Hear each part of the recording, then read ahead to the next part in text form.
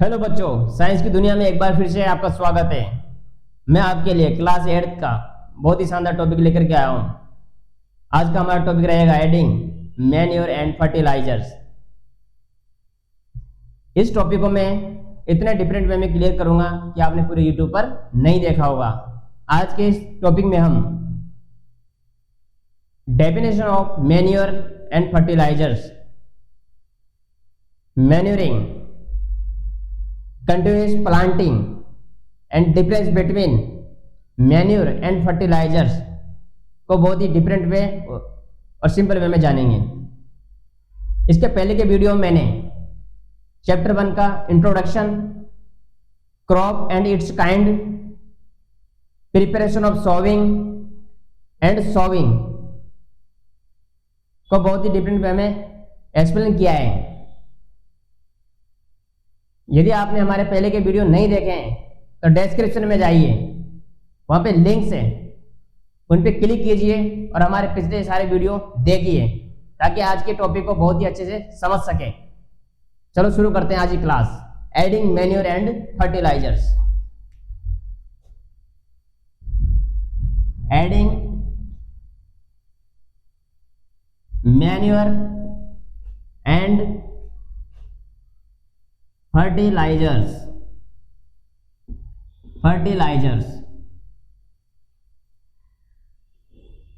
adding manure and fertilizers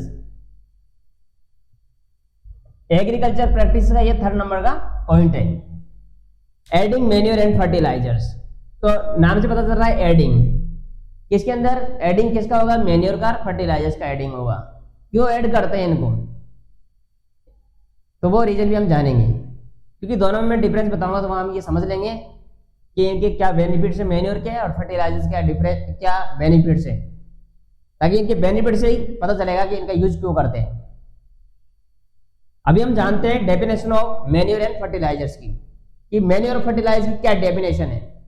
पहले तो जो मैन्योर और फर्टिलाइजर्स वर्ड को देखिए ध्यान से, बहुत ही डायरेक्ट दिया गया है वर्ड, तो डायरेक्ट दिया गया था, इसको लिखेंगे ऐसे, manure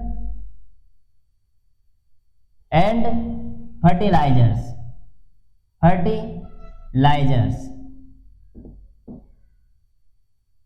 manure and fertilizers. Manure and fertilizers है क्या चीज, सबस्टेंस है, कोई ना कोई पदार्थ तो है ये।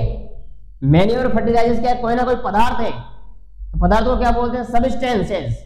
ये सबस्टेंसेस मैंने निकाला कहां से, इसी के अंदर से निकाला, तो हमें लिखना क्या है पर सबस्टेंसेस। क्या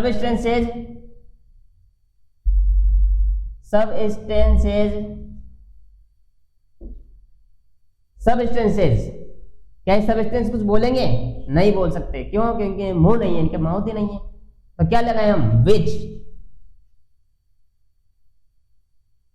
विच सबस्टेंसेस विच आर। अब इन सबस्टेंसेस का क्या होगा, इनको ऐड करेंगे तो बोलेंगे added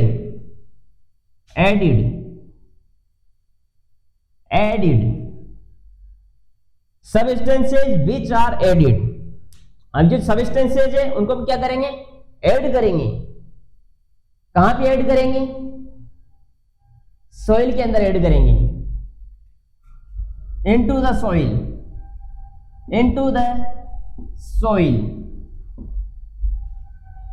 substances which are added into the soil, soil के अंदर ऐड करेंगे। क्यों करेंगे, तो उसका रीजन भी देंगे, for making the soil rich in nutrients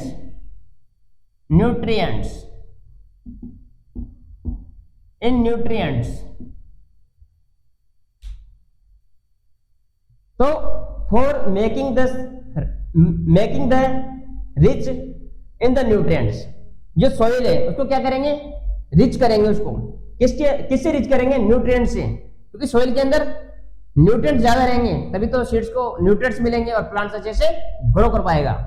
तो क्या किया, सबसे पहले मैंने कुछ ऐसा कुछ ज्यादा कुछ किया नहीं इसके अंदर, बहुत ही सिंपल वे में लिखा है मैन्योर एंड फर्टिलाइजर्स को देखा है क्या चीज ये कोई ना कोई पदार्थ है, पदार्थ को मैंने क्या लिखा सबस्टेंसेस, और सबस्टेंसेस लिखा, फिर मैंने देखा क्या ये बोलते हैं नहीं बोलते, तो विच लगा दिया, विच लगाने के बाद फिर मैंने वापस सबस्टेंस को देखा मुझे क्या लगाना चाहिए, यहाँ पे आर लगाया, सब कुछ इन्हीं पे डिपेंड है, एक से लिंक है, और लिंक करके लिखोगे तो याद करने की जरूरत नहीं पड़ेगी, हमेशा याद रहेगा life time.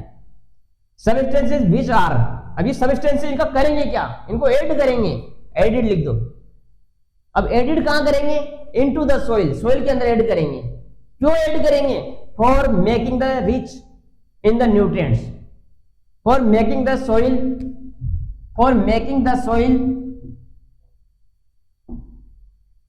Rich in nutrients, जो सोइल है उसको क्या करेंगे रिच बनाएंगे, किससे रिच बनाएंगे, न्यूट्रिएंट से।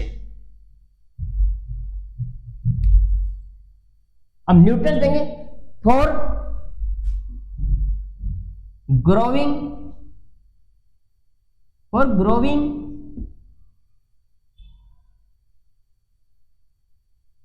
हेल्थ ऑफ प्लांट्स, न्यूट्रिएंट्स क्या होंगे रिच होंगे सॉइल के अंदर, तो क्या होगा for growing health of plants, तो इसे जो ग्रोविंग है प्लांट्स की वो क्या होगी बढ़ेगी, are called manure and fertilisers,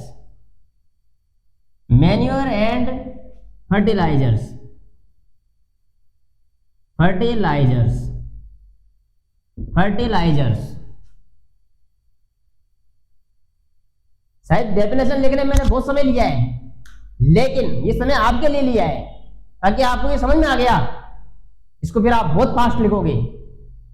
मैंने स्लो जरूर इसलिए लिखा है तब ताकि आपको समझ में आ जाए, और आपको समझ में आ गया आप पूरी दुनिया को समझा दोगे कि डेफिनेशन को कैसे लिखा जाता है।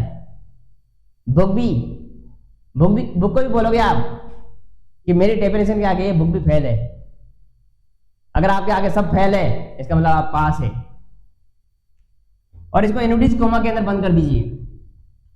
तो सबसे पहले मैंने बोला था आपको कि मैं मैन्योर और फर्टिलाइजर की डेफिनेशन बताऊंगा, तो ये डेफिनेशन क्लियर हो चुकी है। उसके बाद कई मैन्योर है फर्टिलाइजेशन के एग्जांपल भी जानेंगे हम, तो एग्जांपल्स को मैं जो डिफरेंस पढ़ेंगे वहां क्लियर करूंगा, तो थोड़ा धैर्य रखिए। उसके बाद मैन्योरिंग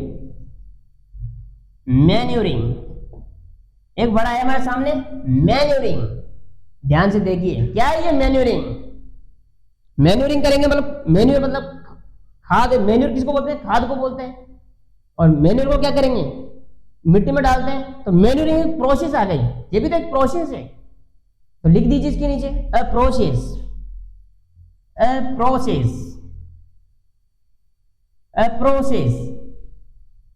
सिंपल है, वर्ड को देखो उसी में से निकालो, मैन्योरिंग अ प्रोसेस। अब मैं प्रोसेस के अंदर जाऊंगा, क्या लिखेंगे इन विच, अब प्रोसेस के अंदर चला गया। अब इस प्रोसेस में क्या होगा, जो मैन्योर है उसको ऐड किया जाएगा, manure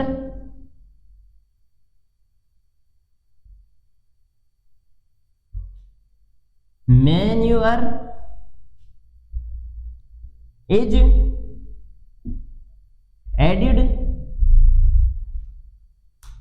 a process in which manure is added, तो मैन्योर को क्या किया ऐड किया, किसमें ऐड किया इनटू द सॉइल, सॉइल के अंदर, इनटू द सॉइल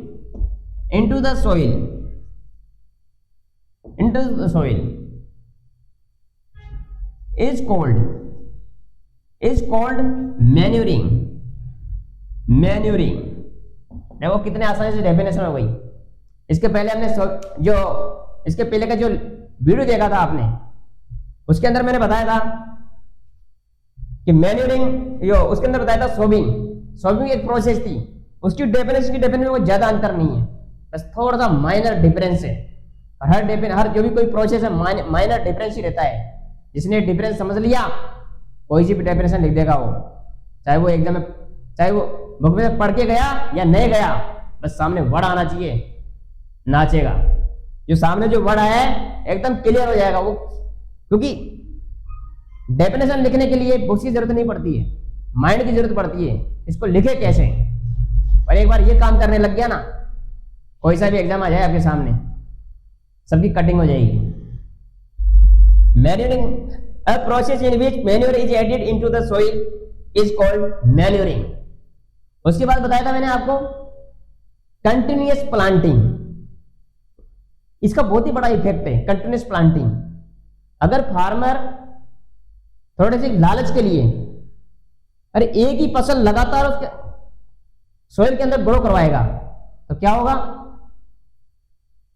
जो सोइल है वो बेरन हो जाएगी। बेरन का मतलब बंजर, खराब हो जाएगी, क्योंकि उसके अंदर न्यूट्रिएंट्स की कमी आ जाएगी। इसलिए कंटिन्यूअस प्लांटिंग को क्या करना होगा, स्टॉप करना होगा, चेंजिंग मेथड का यूज करना होगा, क्योंकि क्रॉप जो ग्रो करवा रहे हैं वो डिफरेंट होनी चाहिए, ताकि जो सोइल है वो रिच बनी रहे। Continuous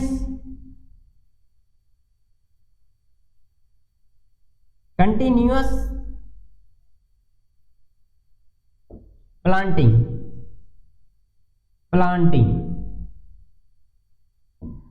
continuous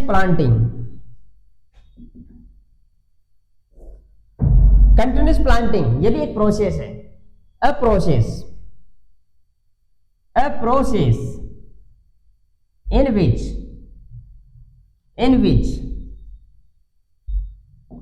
in which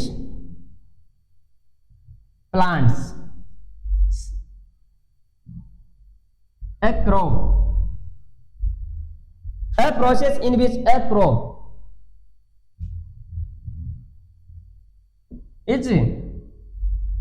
is grown continuous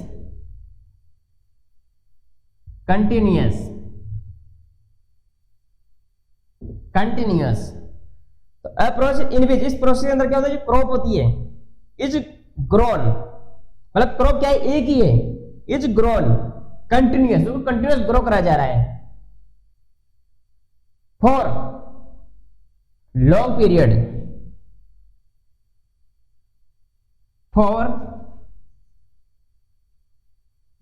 period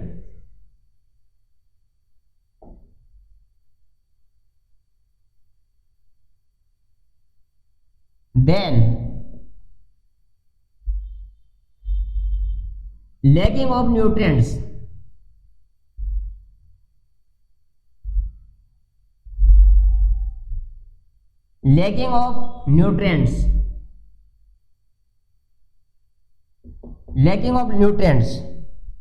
for long period, then lacking of nutrients in the soil and it becomes barren।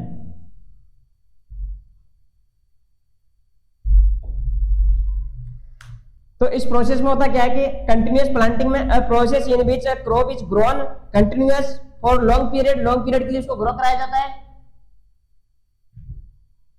क्योंकि बार बार उसी को उगाते रहते हैं, क्योंकि थोड़ा लालच किसानों को क्या थोड़ा बेनिफिट मिल जाता है, इसलिए वो इसको उगाता रहता है, लेकिन उसका रिजल्ट बहुत बुरा होता है आगे जाकर के। Then lacking of nutrients in the soil, तो सोइल के अंदर क्या न्यूट्रिएंट्स की कमी आ जाती है, एंड इट बिकम्स बेरन, और ये सोइल है वो कैसे बन जाती है, बेरन हो जाती है, वो खराब हो जाती है। तो फार्मर्स को क्या करना चाहिए, ये कंटिन्यूअस प्लांटिंग है इसको स्टॉप कर देना चाहिए। This is not good for soil और plants और not for the farmers। अब हम पढ़ेंगे difference between manure and fertilizers, कि मैन्योर और फर्टिलाइजर्स में क्या डिफरेंस है।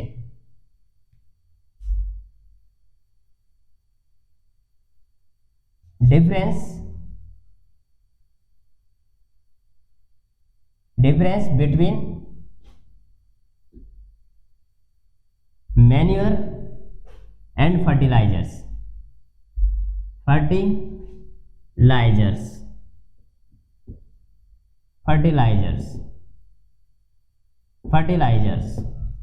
मैन्योर और फर्टिलाइजर्स के अंदर क्या डिफरेंस है? मैन्योर, फर्टिलाइजर्स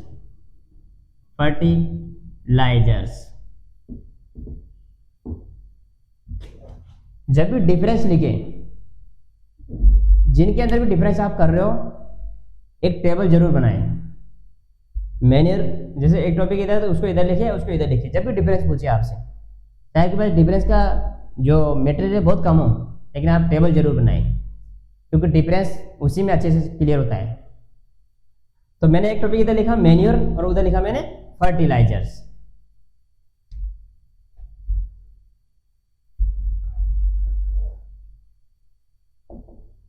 यहां डाल दीजिए सीरियल नंबर, जितना बढ़िया लिखोगे उतने अच्छे मार्क्स आपको मिलेंगे। पहला पॉइंट रहेगा, इट इज प्रिपेयर्ड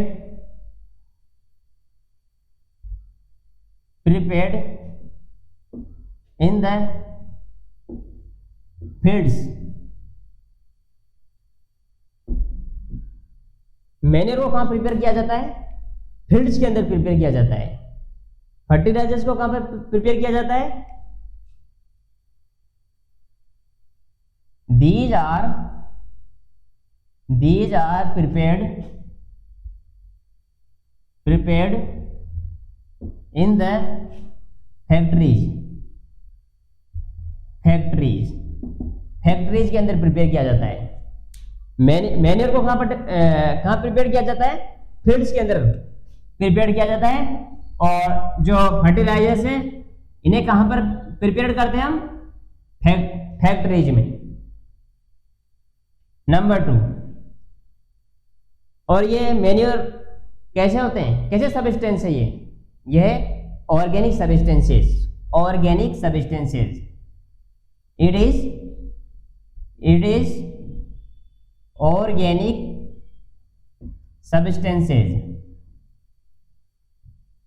सब्सटेंसेस। और ये कैसे है? ये सब्सटेंस कैसे है? ये सब्सटेंस है इनऑर्गेनिक।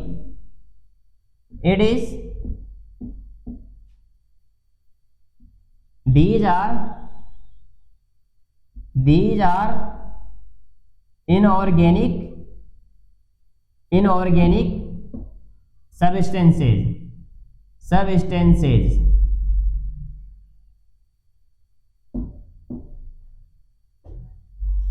ये ऑर्गेनिक सब्सटेंस और इनऑर्गेनिक सब्सटेंस क्या होते हैं? ऑर्गेनिक सब्सटेंस उन्हें बोलते हैं जो नेचुरली बनते हैं। और इनऑर्गेनिक सब्सटेंस कौन से होते हैं? जिन्हें ह्यूमन बीइंग प्रिपेयर करते हैं। उसके बाद 3rd नंबर का पॉइंट रहेगा, it gives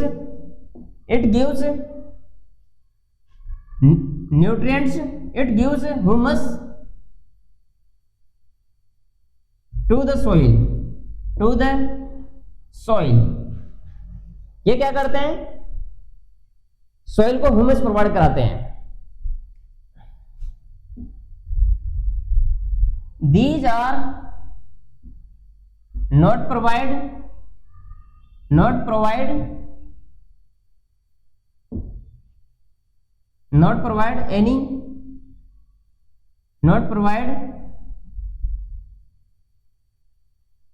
any humus to the soil। ये सॉइल को कोई भी ह्यूमस प्रोवाइड नहीं कराते हैं। It is not rich in nutrients. ये न्यूट्रिएंट्स के अंदर ज्यादा रिच नहीं होते हैं, इसीलिए फार्मर्स इनका यूज कम करते हैं। लेकिन उनको नहीं पता, इनमें समय लगता है, क्योंकि इनको जो फार्मर्स कंटिन्यू यूज करते हैं ना, तो पहले क्या होता है ग्रोथ कम मिलती है, लेकिन लगातार कंटिन्यू यूज करने से बहुत ग्रोथ मिलती है। तो पेशेंस भी रखना चाहिए। और फर्टिलाइजर्स, इसमें पेशेंस नहीं है। इसमें क्या होता है, फार्मर चाहता है कि 4-5 साल का एक ही बार में ले लूं, लेकिन 4-5 साल का एक बार में ले तो लेता है वो, लेकिन जो सोइल है वो बैरन हो चुकी है। जब खेत ही खत्म हो चुका है फिर तो कोई मतलब ही नहीं है, फिर ग्रोथ भी खत्म हो जाती पूरी। तो फर्टिलाइजर ऐसे ही है। तो ये फार्मर्स के लिए बहुत ही इम्पोर्टेंट बात है। जो बच्चे अगर उस फैमिली से बिलोंग करते हैं कि उनके पेरेंट्स फार्मर्स है, तो वो उनको जरूर बताएं कि what is the effect of the fertilizers on the plants. These are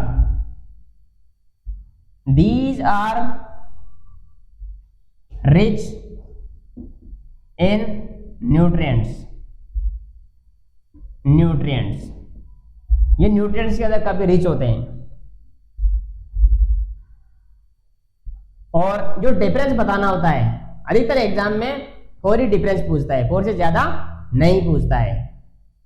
उसके बाद जानेंगे हम एग्जाम्पल्स। और भी लिख सकते हैं आप, लिखने के लिए कोई कमी नहीं है। एक और लिख देता हूं, एक एक्स्ट्रा जरूर लिख दिया करो, उससे एक बेनिफिट मिलेगा।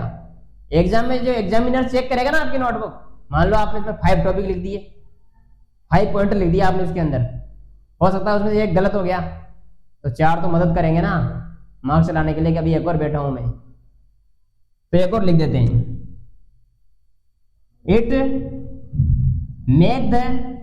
It makes the water pollution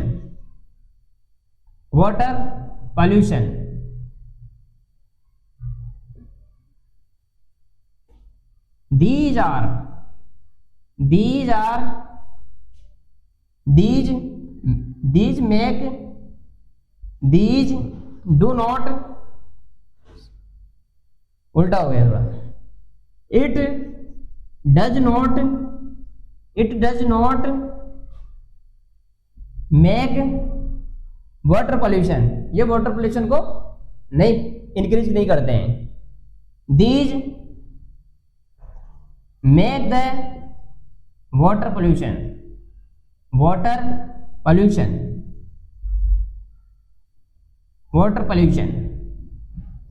जो फर्टिलाइजर्स होते हैं वो वाटर को पोल्यूटेड कर देते हैं, और जो मैन्योर होते हैं ये वाटर को पोल्यूटेड नहीं करते हैं।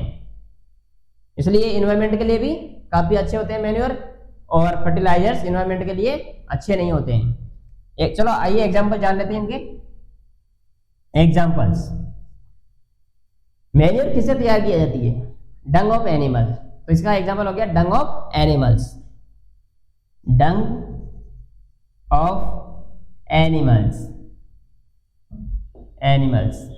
And leaves of the plants,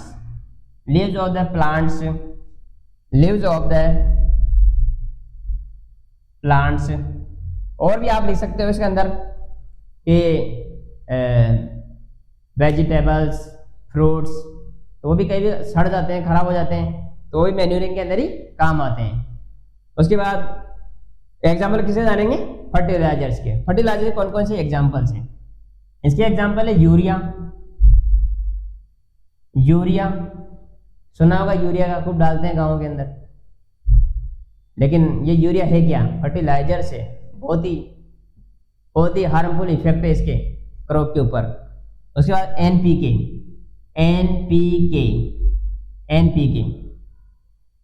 इसका पूरा नाम है नाइट्रोजन, फॉस्फोरस, पोटेशियम।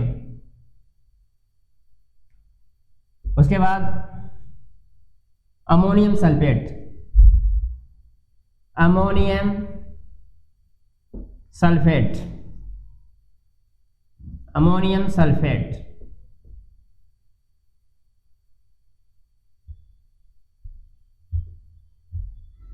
एटसेट्रा। ऐसे एग्जाम्पल बहुत सारे हैं, लेकिन आपको 3-4 एग्जाम्पल लिख दिया बहुत है। तो मैन्योर और फर्टिलाइजर्स के अंदर क्या जाना हमने कि it is prepared in the fields, ये फील्ड्स के अंदर प्रिपेयर किए जाते हैं, क्योंकि फार्मर्स इसको प्रिपेयर कहाँ करेगा, फील्ड्स के अंदर ही करेगा। और फर्टिलाइजर्स को फील्ड्स के अंदर प्रिपेयर नहीं किए जाते हैं, ये फैक्ट्रीज में प्रिपेयर होते हैं और वहां से शॉप पे जाते हैं, मार्केट में जाते हैं और वहां से फार्मर्स इनको परचेज करते हैं और फिर फील्ड्स में इसको स्प्रे करते हैं। उसके बाद ये ऑर्गेनिक होते हैं क्योंकि इसको किसी ने, मनुष्य ने नहीं बनाया, किसी ह्यूमन बीइंग ने नहीं बनाया है, ये ऑटोमेटिकली नेचर ने बनाया है इसको। और जिस चीज को नेचर बनाती है वो अच्छी होती है। मनुष्य ने जो भी चीज बनाई है उसका कोई ना कोई इफेक्ट, नेगेटिव बहुत ही इफेक्ट आया है।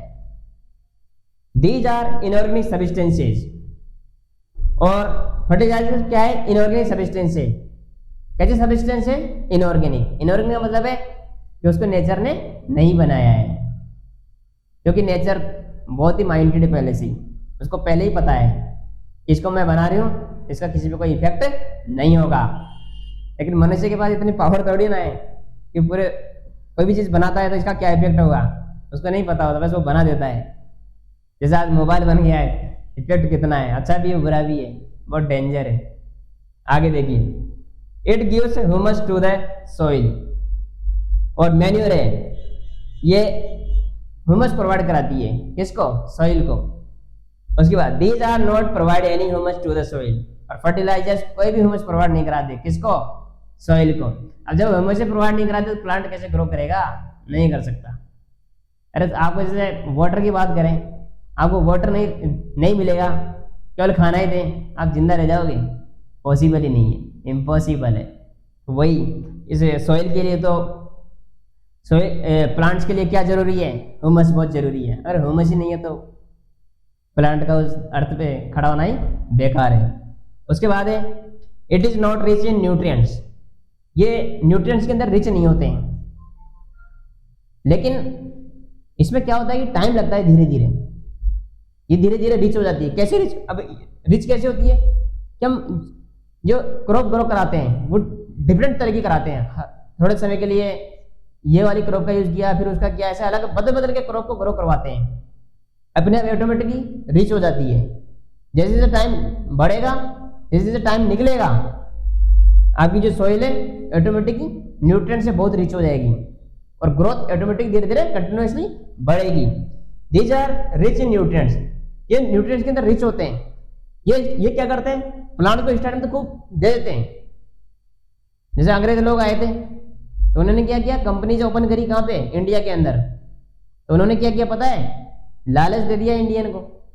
वो लालच में आ गए और उनको कंपनी में काम करने लगे। जो इंडिया की कंपनी थी वो बंद हो गई, और बंद हो गई तो उन्होंने क्या किया? अपनी कंपनी के सामान थे उनको महंगा कर दिया, और आज हालत कैसी है?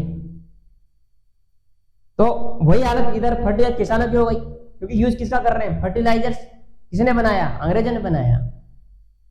उसी वजह से आज फर्टिलाइजर का यूज कर रहे हैं और किसान लोग गांव में नहीं रह करके सिटीज में आ गए हैं।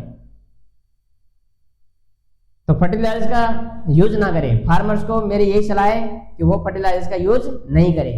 अगर कोई स्टूडेंट एग्रीकल्चर सब्जेक्ट लेता है तो उसके अंदर वो इन चीजों को बहुत ही डिटेल में जानेगा। अगर कोई व्यक्ति ऐसी चीजें बनाए ताकि लोग जो कृषि है उधर की तरफ आकर्षित हो, उधर कैसे जाएं, तो ऐसे ऑर्गेनिक के सब्सटेंस की रिसर्च करें, ना कि इनऑर्गेनिक। इनऑर्गेनिक आपको मृत्यु तक ले जाएगा, ऑर्गेनिक आपको भगवान तक ले जाएगा। उसके बाद it does not make water pollution. और जो मैन्योर है ये वाटर पोल्यूशन नहीं करता है। वाटर को पोल्यूटेड नहीं करेगा तो सब ठीक रहेंगे ना। वाटर ठीक है तो सब ठीक है, अब वाटर खराब है तो सब खराब है। क्यों? सबके पास वाटर जाता ही है। हर कोई सा भी जीव देख लो वाटर के बिना जिंदा नहीं रह सकता। अगर वो पोल्यूटेड वाटर पिएगा, अगर किसी एनिमल से हमें मिल्क मिलता है, अगर वो पोल्यूटेड वाटर मिल रहा है तो उसका मिल्क भी पोल्यूटेड है और हम भी पोल्यूटेड है, फिर सब पोल्यूटेड है। नेचर भी सब कुछ पोल्यूटेड है। और नेचर फिर बुरे को तो छोड़ती नहीं है। उसके बाद these makes the water pollution. और ये वाटर पोल्यूशन करती है, वाटर को खराब कर देती है। डंगो, इसके एग्जाम्पल क्या है? डंगो पे animals and leaves of the plants. और फर्टिलाइजर के एग्जांपल्स क्या हो गए, urea, NPK, ammonium sulphate etcetera, और भी है। Thank you for watching this video.